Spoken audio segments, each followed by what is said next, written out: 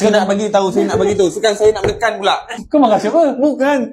Kita ni terima macam ni, tu buat macam ni. Assalamualaikum warahmatullahi wabarakatuh. Salam sejahtera.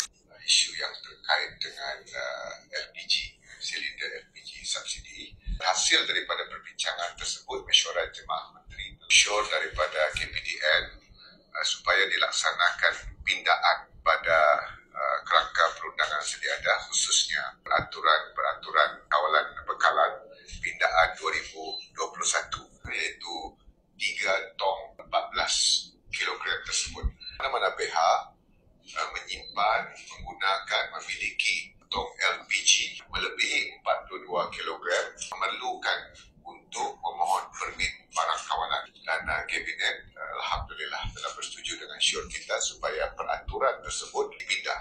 Antara dua teras utama kepada pindaan yang akan dilaksanakan untuk kita mengambil kira keperluan peniaga jualan dan makanan yang berskala mikro dan kecil. Yang kedua adalah untuk memastikan wujudnya keberkesanan dalam pematuhan dan juga penguatkuasaan undang-undang sepanjang tempoh operasi gas memasak, OPS-GASA, dan juga sehinggalah mengutamatkan pindaan kepada peraturan kawalan bekalan tersebut. Ni yang nak dengar ni. Dua perkara. Pertama, tidak ada sebarang tindakan undang-undang diambil terhadap perniagaan jualan dan makanan berskala mikro dan kecil berkaitan penggunaan silinder LPG. Yang kedua adalah para peniaga mikro dan sederhana jualan dan makanan ini juga dibenarkan untuk menggunakan tong LPG bersubsidi tanpa permit barang kawalan.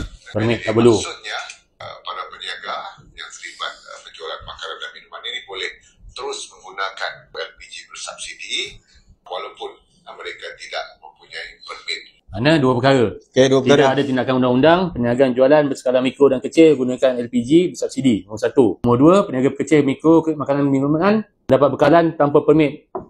Okey. Terima kasih Yang Berhormat Menteri, terima kasih PMX, terima kasih KPDN Melaka. Terima kasih YB membawa aspirasi rakyat juga. Terima kasih. Walaupun KPDN Melaka ni beberapa hari ni dekat office dia jadi macam batang tebu masuk dalam mesin. Kena perah, tetap keluar. Air nak kena bagi juga. Tak faham analogi kau ni. Tak apa, analogi saya peringkat tertinggi sebab kita lain level. So YB settle lah untuk pertanyaan YB yang dekat Facebook tu.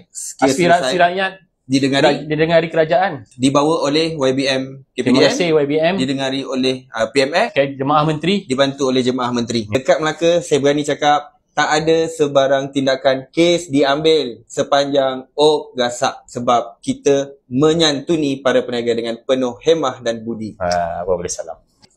YBM, Datuk Mizan, benda dah clear. Terima kasih atas tindakan YB Menteri KPDN bersama Jemaah Menteri Kabinet membawa aspirasi rakyat, menjawab kegusaran rakyat dan memberikan yang terbaik untuk rakyat Malaysia. Mana lagi? Melaka lah. Salam sayang daripada saya YB Helmi.